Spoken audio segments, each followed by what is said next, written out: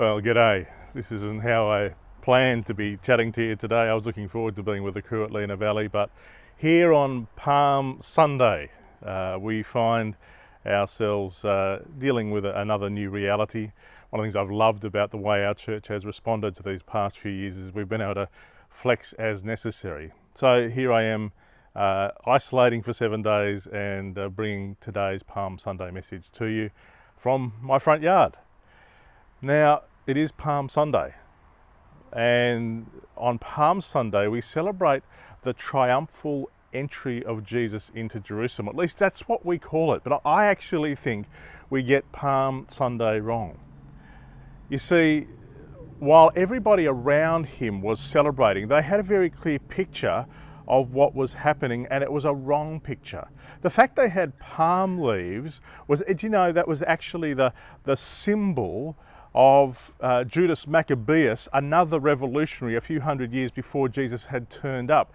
They were kind of saying with those palm leaf symbols, come and take over the Roman Empire, come and set us free politically. We know that Jesus was seeing Palm Sunday quite differently because of what we read in Luke. In Luke 19, we find that in this moment, as everybody's clapping and cheering, you know what Jesus is doing? He's crying. Jesus is weeping. That's why I think we misname Palm Sunday when we talk about the triumphal entry. And you know what Jesus says? He says that if you only knew what brings you peace. What Jesus is saying is, you think peace is going to come through a revolution. Actually, peace is going to come very differently. And I think that was what broke his heart. And I think we together often misunderstand the nature of our faith and misunderstand what's at the core of it. And that's what we're looking at today as we look at Matthew chapter 10 and picking up where we left in verse 10. We had a great time in our Next Steps podcast this week. And Emily pointed out, as we were talking about the necessity for fellowship, she was saying, I don't know if you can do fellowship without vulnerability. And interestingly enough, that's what we'll be talking about this morning, because vulnerability is how we are called. And I think that's what Jesus was saying. He's saying, peace doesn't come through triumph and from being strong and clever. Peace comes in the shape of a cross. And here in Matthew chapter 10, as Jesus sends his disciples, we see a little bit about what that actually means then and also now. Now, I invite you to open your Bibles to Matthew chapter 10, or if you've got a device with you, you can go to the YouVersion Bible app and all the notes will be there if you look under events and then find Citywide Baptist Church. Where we left last week, we had Jesus' words ringing in our ears, you are the equipment. You are the equipment. You are all you need in partnership with God to bring the blessing of who you are to the world. God didn't make you insufficient to do what he made you to do. You are the equipment, is what Jesus is saying. You don't need to put on a big fundraising campaign. You don't need the latest gadgets or toys or education. God has you where you are now, he's saying to the disciples, and you with God are enough. And so he sends them with those words ringing in their ears, into the world. And what does he tell them to do? He says, go and find friends. Go into towns, and whatever, this is verse 11, whatever town or village you enter, search there for some worthy person and stay at their house until you leave. He's saying, go and put yourself in the care of somebody else. We don't like this. It's interesting, isn't it? Because we like to be able to invite people to our stuff, to do things for people. But Jesus is actually saying that the method of ministry here is to go and put yourselves in need of a place to stay and and for food and to find friends, to find relationship. Right there, as Emily was saying in the podcast, the method of our mission is vulnerability. Did you hear that? The method of our mission is vulnerability. It's putting ourselves in a place where people can see who we really are, and putting ourselves in a place where we actually need relationship. Now, again, I think this is challenging for those of us who like to stay safe and at a distance, because, which is all of us. I don't know how you find this. Like, just an aside, I know if I was quite an emotional kid. I would cry quickly and laugh quickly, and I as a little tacker, I would be. I'd often feel a bit embarrassed about how quickly I would get emotional. And yesterday, as we had the elders retreat, that means that I'm no longer with you because we're close contacts. Dan actually said to me, "You're very. It's like your emotions don't go up and down so much. You're very sort of stable." That's interesting, because I think I took a journey. For me, school was a traumatic experience, and it was like gradually I learnt to put on armour. Now, it's not wrong to learn to control your emotions. It's actually an important part of growing up. But it is wrong to live your life shielded from vulnerability with armour. That actually Jesus calls us to let people see us, to live with people, to do life with people. And he calls his disciples to go and live alongside people, not just put on a show, not just speak clever words, but to actually live with people. I keep coming back to the words of Henry Nouwen, who says, when we want to be really hospitable, we not only have to receive strangers, but also confront them by an unambiguous presence, not hiding ourselves behind neutrality, but showing our ideas, opinions, and lifestyle clearly and distinctly. So what he's saying is, it's not enough just to care for people and love people. You actually have to show them who you are. He says, no real dialogue is possible between a somebody and a nobody. We can enter into communication with the other only when our own life choices, attitudes, and viewpoints offer the boundaries that challenge strangers to become aware of their own position and explore it critically. So what he's saying is that the heart of real hospitality, and I think the heart of all real ministry, is you being you and letting people see you and see the truth of your faith, not what you think it should be, but the truth of your faith and the truth of who you are, and you seeing others, and it's the collision of people, the iron sharpening iron, that actually does ministry. Now, as is obvious, to do that requires vulnerability. And as I was saying, for me, this has been a really important and often challenging journey. I haven't liked this passage of Matthew, because I don't want. There's a big part of me that doesn't want what Jesus is saying is essential for his followers to change the world. What he is saying is essential here is vulnerability. And as a little kid, I found that vulnerability hurt, and I learnt to put on armour. And my guess is you had similar experiences. I don't know what it is for you, but some people, they call them, there's a brand of psychology or psychotherapy called Gestalt. And they say that most human beings are like back to front butterflies. We start free and gradually learn to put on a cocoon. Brene Brown puts it this way: our rejection of vulnerability often stems from associating it with dark emotions like fear, shame, grief, sadness, and disappointment. Emotions we don't want to discuss, even when they profoundly affect the way we live, love, work, and even lead. What most of us fail to understand, and what took me a decade of research to learn is that vulnerability is also the cradle of the emotions and experiences that we crave. Vulnerability is the birthplace of love, belonging, joy, courage, empathy, and creativity. It's the source of hope, empathy, accountability, and authenticity. If we want greater clarity in our purpose or deeper and more meaningful spiritual lives, vulnerability is the path. And what I see here in Matthew 10 is that Jesus understood, unsurprisingly, that the way we change the world is to be real, is to, scarily enough, be vulnerable, to go into a community and be ourselves and live with people, do life with people.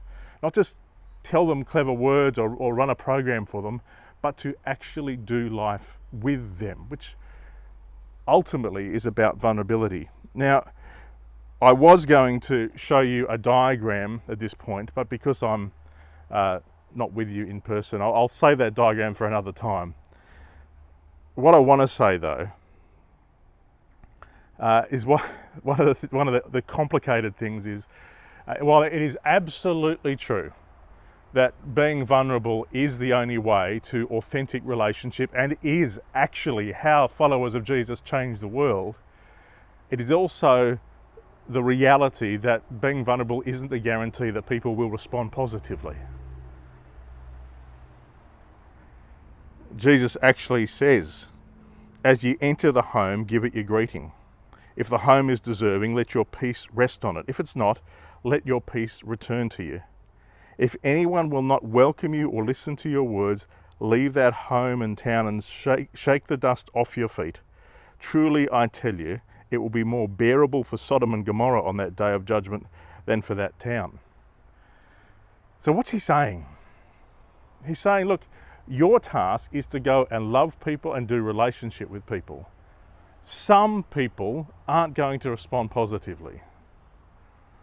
Now, what he could be describing there is what we call the culture war, where some people think they know how people should be living, and when they respond negatively to that, they try harder and say things louder and get a bit antagonistic. But Jesus is saying, no, that's not how you do it. If people reject you, your task isn't to fix them or get angry with them. Your task is to trust that God can sort it out and just leave them and move on. In many ways, Jesus is calling us not to get sucked into the culture war. He is calling us to be agents of his love, and it is not up to us whether people receive that love or not. Now, we have to face the stuff in us, and this is where it can be painful, can't it? When you feel like people aren't responding how you'd want them to respond. It can be painful if it feels as though people are rejecting you and through you what you would want to bring to them in the form of God's love for them. But what Jesus is saying here is trust that God will sort it out. You don't need to sort it out. Now, I find this is a famous little verse, this next verse, Matthew 10:16. And I don't know how you find it, but I find it really challenging. What Jesus is saying here is, I am sending you out like sheep among wolves. Therefore be as shrewd as snakes and innocent as doves. It's really tempting to want to go out and change the world by showing how clever we are, or how well organized we are, or how well managed we are, or how attractive we are. But Jesus is saying, no, I'm sending you out like sheep, like food for the wolves. The New International Greek Testament Commentary says this. There's a car goes past on our the front street here. The wisdom called from the disciples will involve anticipating danger and avoiding it wherever possible. But not in such a way as to undercut their mission priorities. The innocence called for will involve a consistent integrity that is prepared to suffer rather than compromise, and which is careful to give no grounds for legitimate legal objection to the action of the disciples. Interesting how they framed it, that we are called to come and be gentle, to come and not attack, to come into our workplaces and our families, to come into our neighbourhoods and our city and be people who are like sheep, who aren't trying to overpower or use any clever tactics, but are just coming to love and not to do anything that would damage people's picture of us or Jesus. Now, Jesus makes it clear, it's okay if you sense danger. You don't have to step in and be the hero to fix people up and defeat the baddies. It's okay to pull back. He's saying it's okay to avoid conflict where it's going to be a helpful thing to do. It is not your job to fix every problem. In fact, Jesus goes on and he says, look, be on your guard. And he's speaking specifically here to the disciples about what their experience would be.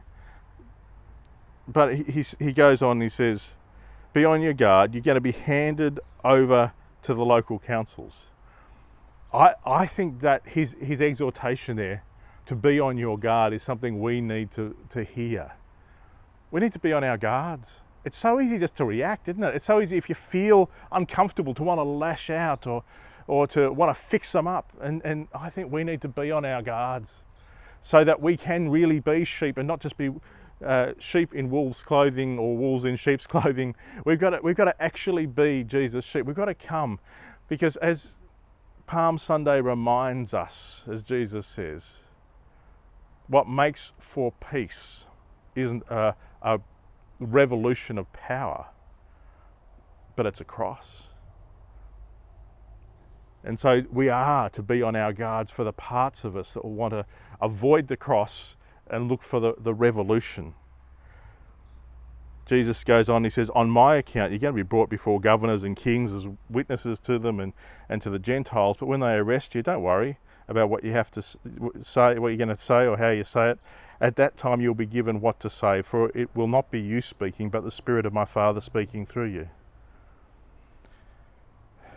There's this truth that's been true in my life. Did you hear what Jesus said then? He said, look, there's going to be really tough moments. There's going to be times it feels like the whole world's against you. But don't worry.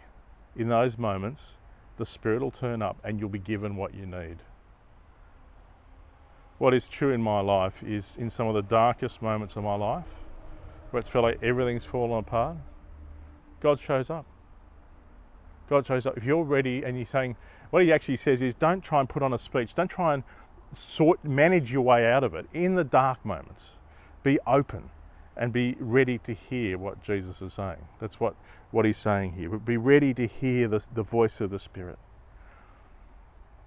You will meet God in the moments of your greatest vulnerability, in the moments of your most challenge, if you don't try and manage your way out of it, if you can just be there with him. And for me, there have been lots, as I said, lots of moments where it's felt like I just haven't had the answers. And God turns up and he gives us what we need.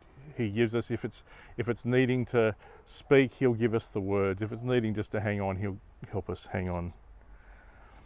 Now, interestingly enough, this is not, he's not painting a really happy picture. He's not doing a great sales job, is he? He says, verse 21, brother will betray brother to death, and a father his child. Children will rebel against their parents and have them put to death. You'll be hated by everyone because of me, but the one who stands firm to the end will be saved. What he's saying is, the most important relationship in your life is your relationship with God, and sometimes your brother may not get it, and in fact will be anti, or sometimes even your parents or your kids. He's saying, just because you're related to someone or you're friends with someone doesn't mean they're going to get it. Your task, and this is where it's important for us to hear too, what the task of the spiritual battle is to what? What does he say you need to do? You need to stand firm to the end. You need to hold on. And that's exactly, you'll see in the Bible reference there, there's a passage of Ephesians 6, as Paul comes to introduce the spiritual armour. The purpose of the spiritual armour is not for you to charge, but for you simply to stand. To stand. Now, if you're in a revolution, it's tempting to want to charge, it's tempting to want to fix it. But this is what we need to come to terms with. We are called to be vulnerable. We are called to be in the moment with Jesus. And he finishes this whole passage about being sent, and in my view, being sent in vulnerability by saying, when you're persecuted in one place, flee to another. Truly I tell you, you'll not finish going through the towns of Israel before the Son of Man comes. What he's saying is, there will always be somewhere to run this side of eternity. You don't have to, it's not your job to fix it up.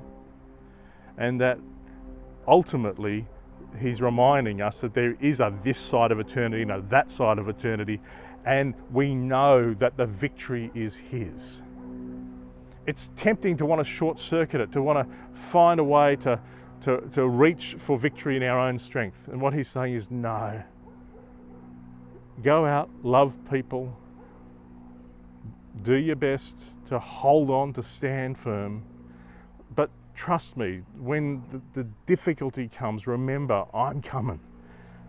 And it's going to, in the end, it's going to be okay. It's tempting to want to avoid vulnerability, isn't it? It's tempting to want to, I'm conscious as I'm saying all this, this is not the prosperity gospel. This is not a really great sales pitch for the kind of relationship with God that will make you feel good all the time.